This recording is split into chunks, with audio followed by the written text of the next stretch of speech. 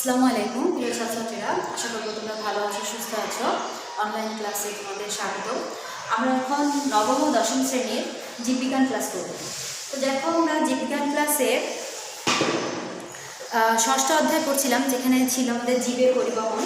সেখানে আমরা ব্লাড কাকে বলে, ব্লাড কত প্রকার, কী এটা দেখছিলাম। আজ আমরা দেখব ব্লাড গ্রুপিং, অর্থাৎ জীবে ব্লাড গ্রুপিংটা কীভাবে হয় এবং কত প্রকার ব্লাড গ্রুপ আছে আমরা সেটা নিয়ে আলোচনা করব। তো দেখো, এখানে বিজ্ঞানীরা ব্লাড গ্রুপিংটা করেছেন হচ্ছে মানবদেহে যে রক্তে লোহিত রক্তকণিকায় অ্যান্টিজেন থাকে, সেই অ্যান্টিজেনের উপর ডিপেন্ড করে ব্লাড গ্রুপিংকে ভাগ করা হয়। বিজ্ঞানী ল্যান্ডস্টেইনার ব্লাডকে চারটা ভাগে ভাগ করেছেন। একটা হচ্ছে A blood group, B blood group, AB blood group এবং ও ব্লাড গ্রুপ, এই চারটা ব্লাড গ্রুপে ভাগ করেছেন। তো আমরা এই অ্যান্টিজেন এবং অ্যান্টিবডি এই দুটোর উপর ডিপেন্ড করে ব্লাড গ্রুপকে ডিফারেন্স করা হয়। বিজ্ঞানী ল্যান্ডস্টেইনার এটা করেছেন, যেটা আমরা দেখব।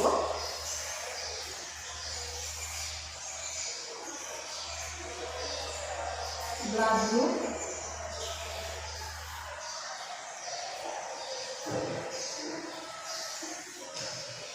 এরপরে দেখব হচ্ছে অ্যান্টিজেন, অ্যান্টিবডি। অ্যান্টিজেন কি আর অ্যান্টিবডি কি সেটা নিয়ে একটু আলোচনা করি আমরা। অ্যান্টিজেন হচ্ছে আমাদের দেহের রোগ প্রতিরোধ ক্ষমতার জন্য যে রক্ত ব্লাড গ্রুপ থাকে, লোহিত রক্তকণিকা, শ্বেত রক্তকণিকা এবং অনুচক্রিকা আছে। লোহিত রক্তকণিকা অক্সিজেন পরিবহন করে, শ্বেত রক্তকণিকা দেহের ফাইটার হিসেবে কাজ করে এবং অনুচক্রিকা দেহের রক্ত ক্ষরিত হলে বা কোথাও কেটে গেলে বা ইনজুরি হলে আমরা সেখানে রক্ত জমাট বাঁধতে সহায়তা করে। তো বিজ্ঞানী ল্যান্ডস্টেইনার এই ব্লাড গ্রুপকে অ্যান্টিজেন এবং অ্যান্টিবডি দুইটা ধরনের উপর ভিত্তি করে রক্তরসের এ এবং রক্তরসের যে সারফেস বডিটা থাকে সেখানে অ্যান্টিজেন এবং অ্যান্টিবডি দুইটা জিনিসই থাকে। তার উপর ডিপেন্ড করে চারটা গ্রুপে ভাগ করেছেন, এ, বি, এবি এবং ও। আচ্ছা, যখন ব্লাড গ্রুপ এ অর্থাৎ কোনো মানুষের ব্লাড গ্রুপ এ হবে, তখন তার রক্তে অ্যান্টিজেন থাকবে অ্যান্টি এ অর্থাৎ অ্যান্টিজেন এ। আর যখন তার ব্লাড গ্রুপ এ অ্যান্টিজেন এ থাকবে এবং অ্যান্টিবডি থাকবে অ্যান্টিবডি এ, অ্যান্টিবডি বি। আচ্ছা, তাহলে জিনিসটা কি? রক্তের গ্রুপে যখন অ্যান্টিজেন এ থাকে তখন অ্যান্টিবডি তার ডিফারেন্টটা থাকবে, অর্থাৎ অ্যান্টিবডি বি থাকবে, ছোটো হাতে দিয়ে লেখা হয়। আর যখন ব্লাড গ্রুপ বি তখন অ্যান্টিজেন বি, অ্যান্টিজেন পুরো না লিখে আমরা জাস্ট অ্যান্টি বি লিখতে পারি। অ্যান্টিজেন বি এবং অ্যান্টিবডি তখন থাকবে কি? অ্যান্টিবডি এ থাকবে। আচ্ছা, যখন কারোর ব্লাড গ্রুপ এ বি অর্থাৎ তার ব্লাডে এ অ্যান্টিজেন এ এবং অ্যান্টিজেন বি দুটোই উপস্থিত, অর্থাৎ অ্যান্টি এ আর বি দুটোই উপস্থিত, তখন অর্থাৎ অ্যান্টিজেন এ উপস্থিত এবং অ্যান্টিজেন বি উপস্থিত, তখন তার অ্যান্টিবডি কি থাকবে? আমরা একটা জিনিস খেয়াল করি, যখন অ্যান্টিজেন এ উপস্থিত কোনো ব্লাড গ্রুপে তখন অ্যান্টিবডি বি উপস্থিত, অ্যান্টিবডি এ নাই কিন্তু। আর যখন অ্যান্টিজেন বি উপস্থিত তখন অ্যান্টিবডি এ উপস্থিত। আচ্ছা, তাহলে দেখা যাচ্ছে অ্যান্টিজেন যেটা থাকতেছে তার ডিফারেন্ট অ্যান্টিবডি ওই দেহে থাকছে। তো যখন অ্যান্টিজেন এ এবং বি উভয় উপস্থিত তখন অ্যান্টিবডি কোনটা থাকবে? অ্যান্টিবডি কোনোটাই থাকবে না। যেহেতু অ্যান্টিজেন এ এবং অ্যান্টিজেন বি দুজনই উপস্থিত আছে, সেক্ষেত্রে অ্যান্টিবডি নাই। অর্থাৎ এ বি ব্লাড গ্রুপে নর্মালি অ্যান্টিজেন থাকে এ এবং অ্যান্টিজেন বি, কিন্তু অ্যান্টিবডি থাকে না। আচ্ছা, যার ও ব্লাড গ্রুপ তার বডিতে কি থাকবে? ও ব্লাড গ্রুপে অ্যান্টিজেন এ এবং অ্যান্টিজেন বি কোনোটাই থাকবে না, অর্থাৎ অ্যান্টিজেন নাই, অর্থাৎ আরবিসি সারফেস লেভেলে কোনো অ্যান্টিজেন নাই। তখন অ্যান্টিবডি কি থাকবে? যেহেতু অ্যান্টিজেন এ এবং অ্যান্টিজেন বি কোনোটাই নাই, কিন্তু অ্যান্টিবডি উভয় উপস্থিত থাকবে।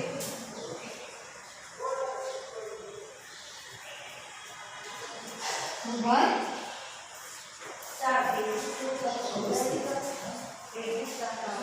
এটাই হচ্ছে অ্যান্টিজেন এবং অ্যান্টিবডির উপর ডিপেন্ড করে ব্লাড গ্রুপিংয়ের সিস্টেম। বিজ্ঞানী ল্যান্ডস্টেইনার এই ব্লাড গ্রুপিংটা করেছিলেন, যেটা কিনা অ্যান্টিজেন এ এবং অ্যান্টিজেন এর উপর ডিপেন্ড করে 4টা ভাগে ভাগ করা হয়েছে।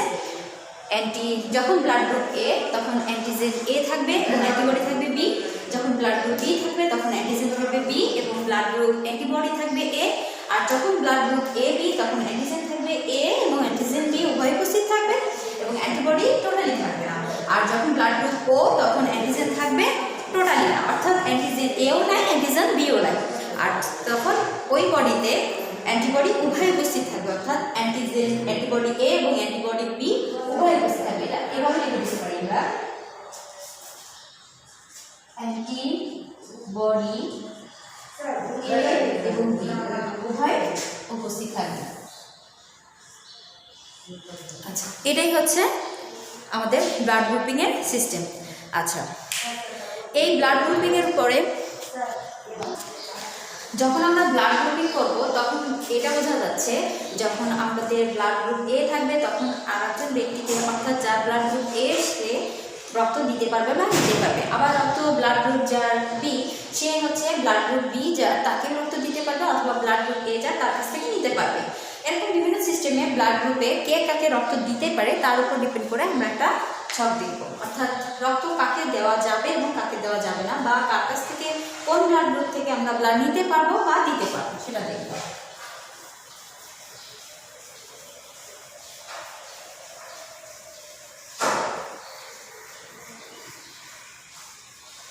ব্লাড গ্রুপের এই রক্ত দেওয়া এবং নেওয়ার উপর ডিপেন্ড করে ব্লাড গ্রুপের যে দাতা এবং গ্রহীতা,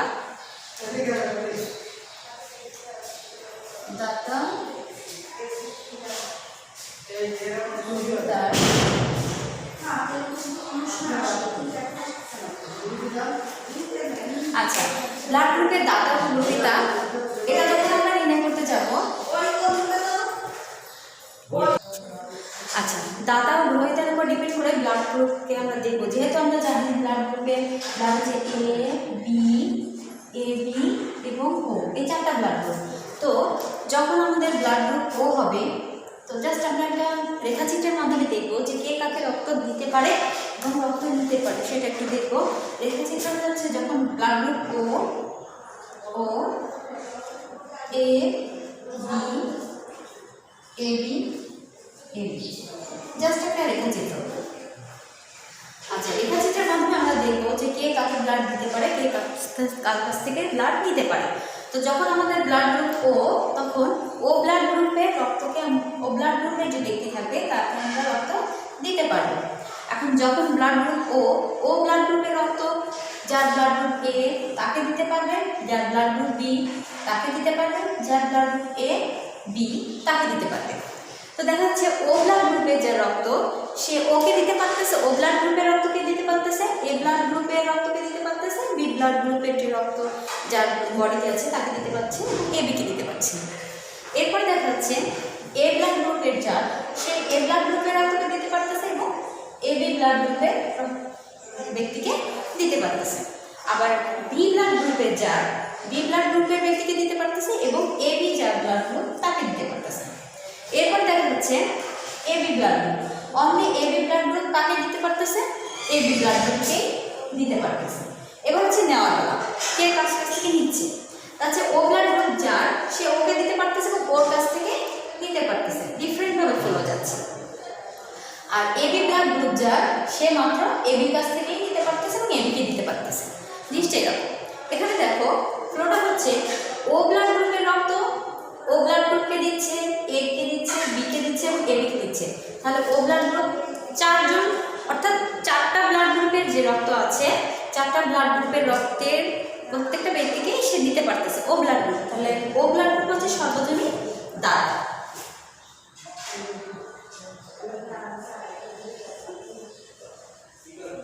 দাতা হচ্ছে ও ব্লাড গ্রুপ, ইউনিভার্সাল ডোনার, সর্বজনীন দাতা বা ইউনিভার্সাল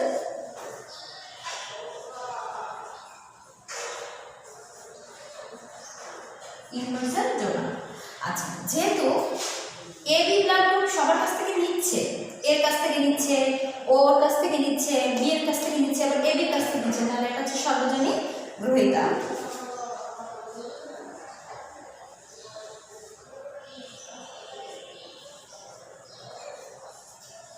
গ্রহিতা এ বি বা ইউনিভার্সাল রেসিপিয়েন্ট, ঠিক আছে, ইউনিভার্সাল রেসিপিয়েন্ট ঠিক আছে।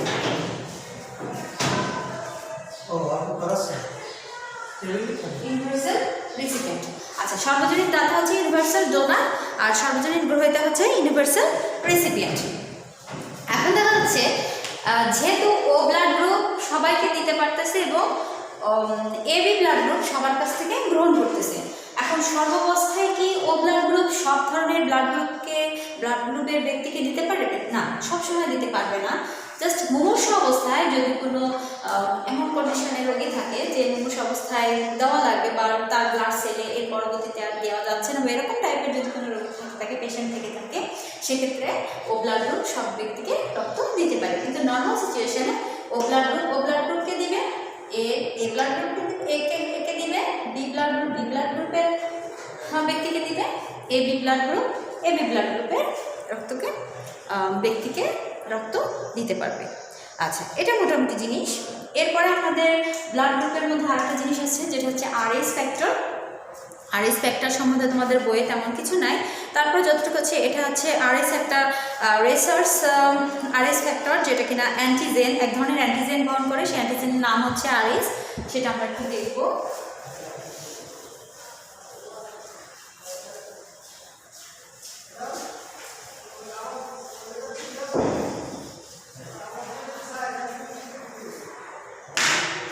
আচ্ছা, আরএস ফ্যাক্টর হচ্ছে এক ধরনের রিসার্চ আরএস ফ্যাক্টর, যেটা কিনা এক ধরনের অ্যান্টিজেন।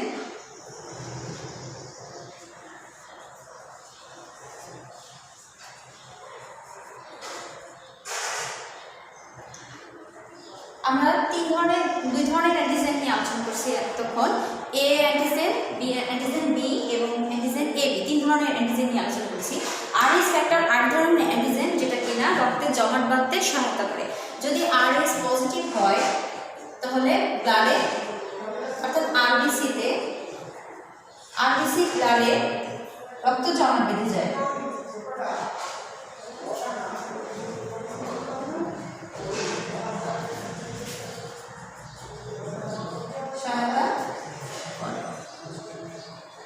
আর যার রক্তে ব্লাড গ্রুপ আরএস মাইনাস, সে আরবিসিতে কোনো ইফেক্ট তেমন করে না।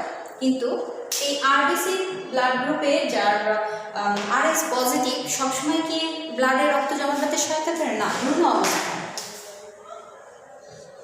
ভ্রূণ অবস্থায়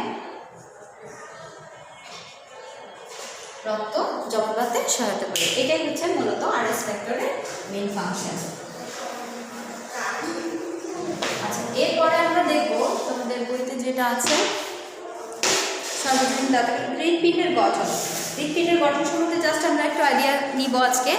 আগামীকাল আমরা হৃৎপিণ্ডের গঠন সম্বন্ধে ডিটেলস আলোচনা করব। তো এখানে আমরা একটু দেখি এবার।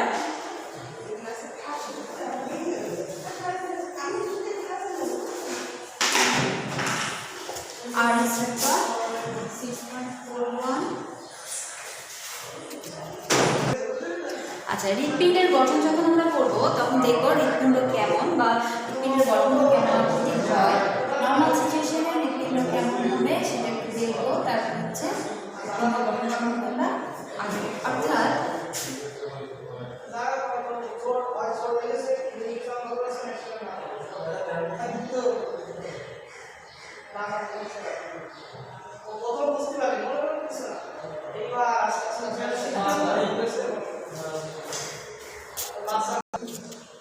আচ্ছা, হৃৎপিণ্ডের গঠনে দেখো পরের 3টা অংশ থাকবে। এটা হচ্ছে ফুসফুসীয় শিরা, এটা হচ্ছে ফুসফুসীয় শিরা,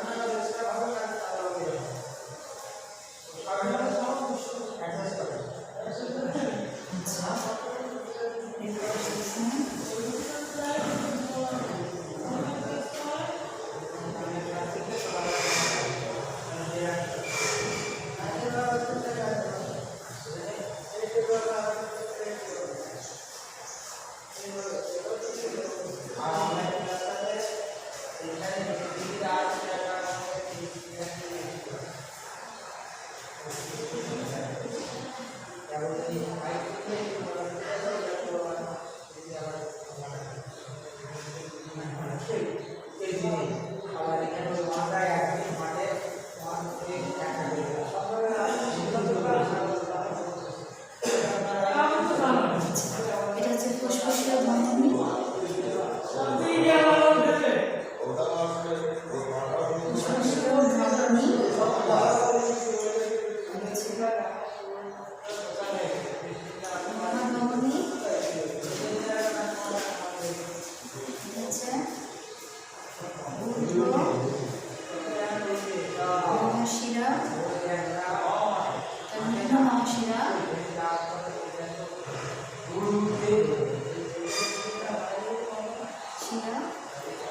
এটা বাম অলিন্দ, বাম নিলয়, ডান অলিন্দ, ডান নিলয়। আচ্ছা, এখানে দেখো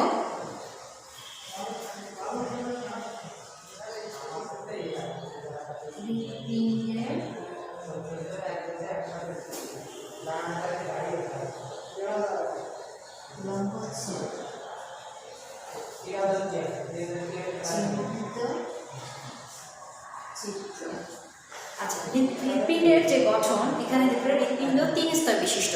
একটা হচ্ছে বহিঃস্তর, এটা হচ্ছে মধ্যস্তর, এটা হচ্ছে অন্তঃস্তর। এটা হচ্ছে এপিকার্ডিয়াম, একটা হচ্ছে মায়োকার্ডিয়াম, আর হচ্ছে এন্ডোকার্ডিয়াম।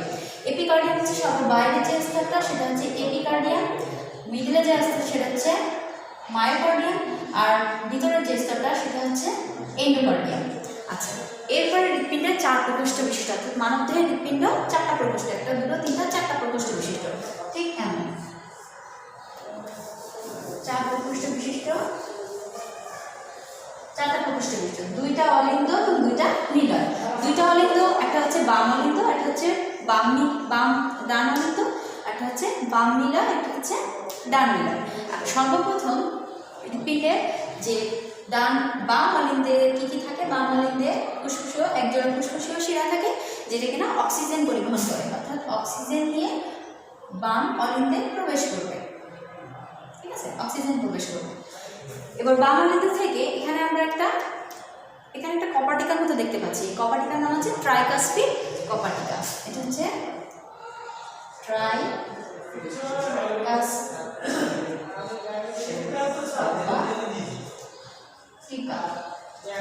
এরপরে এই অক্সিজেনটা ট্রাইকাস্পিড কপাটিকার মধ্যে একটা 3 স্তর বিশিষ্ট 3টা রাউন্ডের কপাটিকাটা, এই কপাটিকা দিয়ে বাম নিলয়ে প্রবেশ করবে অক্সিজেন। এবার কি করবে? এই অক্সিজেনটা